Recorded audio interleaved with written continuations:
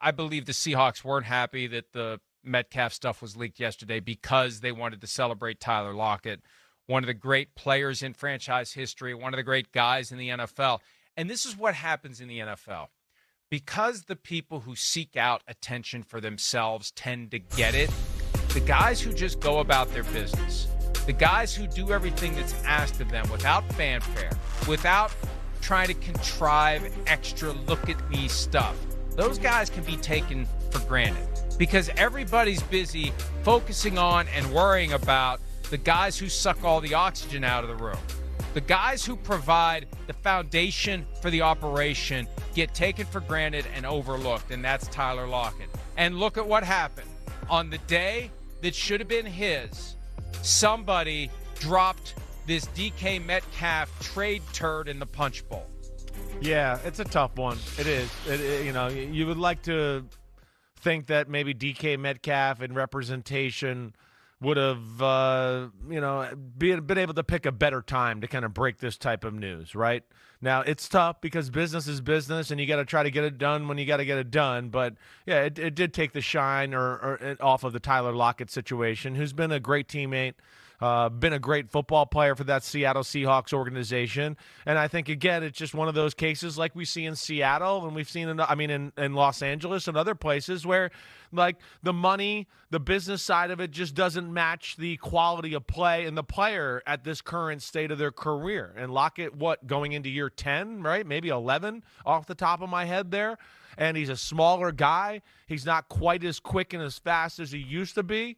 Right? Do I still think he could play in the NFL and be on a team and contribute? Of course he can. No doubt about that. But I don't think for what they were paying him and where he is at his age, they were willing to continue the relationship anymore.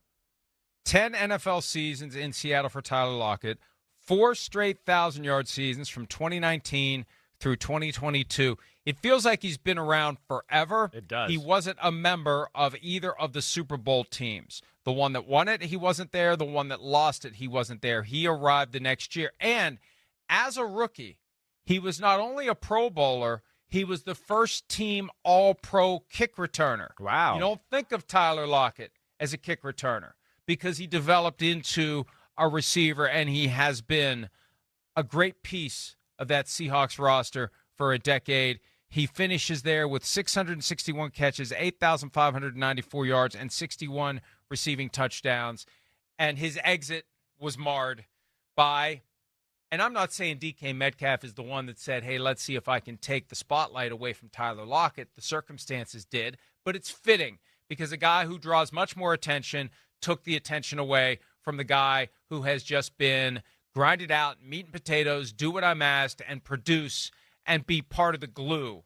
And, we know how it goes with every football machine. The parts get changed out, and now Lockett's out, and we'll see. We'll see what the next act is. But, yeah, 10 years in, he's got to be early 30s, so he's got some gas in the tank. Yeah. He's 32. Yeah, 32. Could still be a third receiver, help somebody out that way, third, fourth slash type of receiver there, do something like that. But just shocking, I think, as a whole when you just think about it and go, man, it was last year going into the year, you're going, man, the Seahawks with Geno at quarterback and these 3 receivers, they got some firepower, right? They're dangerous. And here we are, March whatever, what the hell day is it? March 6th. And you're going, wow, okay, they got Jackson Smith and Jigba, and they got to do some worked out receiver to help out their roster and be a dangerous offense still.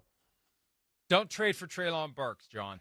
I don't think, though, you'll have to worry about that. Sorry, Treylon. And I feel bad for Treylon, and this is another reason why I don't really like the draft. I don't like the idea that players don't get to pick where they go. It was a horrible situation for Treylon Burks. They trade away one of the great receivers in the game, and they think, we'll just replace him with, a first-round pick. And so the pressure and the expectation. I feel bad for Troy Williamson. He's the guy who replaced Randy Moss in Minnesota in 2005 with the 7th overall pick that they picked up from the Raiders.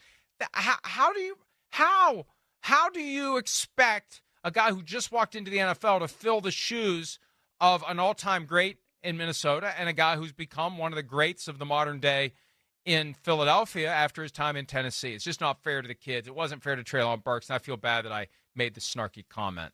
I usually don't feel bad about your making Dr. a Doom comment. Hi, it's Mike Florio. Thanks for watching PFT on YouTube. Hit subscribe for the latest news and analysis from Pro Football Talk.